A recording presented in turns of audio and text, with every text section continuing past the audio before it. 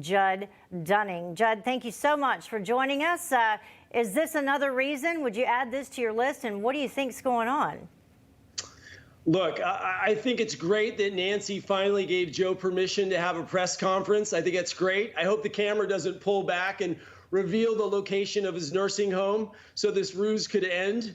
I find it amazing, most importantly, that he hasn't had the time to reach out to the people, stoke the flames like Trump did, right? Yet he's been able to sign dozens of dictatorial executive orders and actions. Thank God Dr. Jill is there so he doesn't eat his executive crayon. I mean, this guy, it's so funny. We joke about it, and I'm getting called out for elder abuse on Facebook. But the truth is, we have to talk about this issue.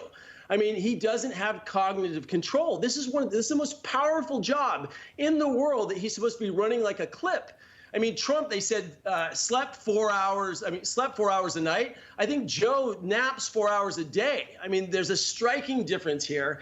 And I don't think it's inappropriate for us to call it out. So it'd be interesting to see if he takes questions. That's the big question: who is running the agenda behind Biden? Now, it's interesting. I'll just say this. I talked to some liberal friends before I get on. I don't want to opine just from the right.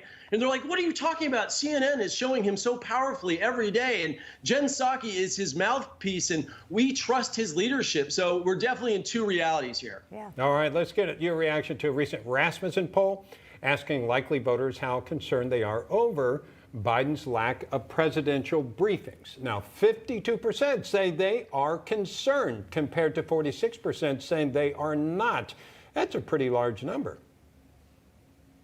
Yeah, I mean that is the deal. I mean, historically, we're all waiting for leadership, particularly with the situation that happened. We still have like 50% of Americans don't trust the Electoral College's outcome in protecting our vote. We have H.R. 1 seeming like to knock it all the way through. We need confidence.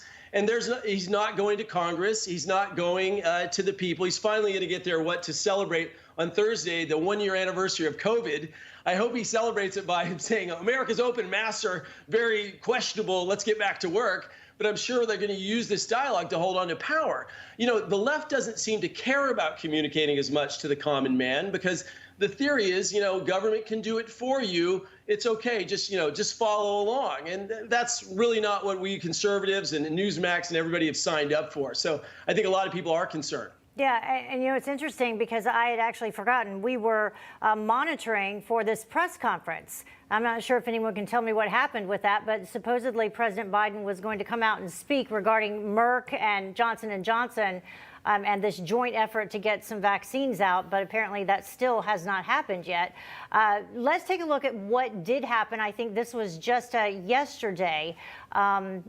But before we get to that, this other poll, this poll that said, I believe 48% of likely voters say that they are confident, though, that Biden is physically and mentally capable to be president, compared to 50% saying that he is not. So it's evenly split there, even after incidents like this. The reaction I wanted to get to you, people preventing Biden from taking questions.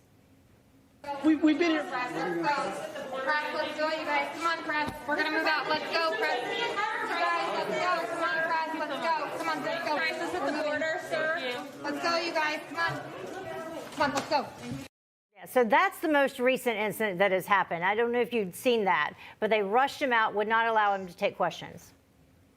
Yeah, I mean, look, I love what Jen Psaki said. You see him over 40 times a month, like barking a one-line answer over his shoulder. That's not the Make America Great tour that we just went through. We constantly, look, the way I see it as a conservative, there's parents above children, right? Pastors, coaches, police, and presidents. That's the structure of our society, and it's a role of leadership. It's setting a tone. We are an organization. We are United States, man.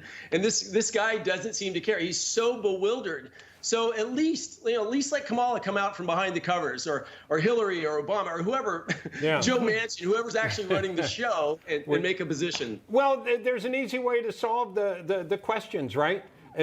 About him. Come out and answer the questions, yeah. And then all the concerns go away. Judd Dunning, Absolutely. Thank you very much, sir.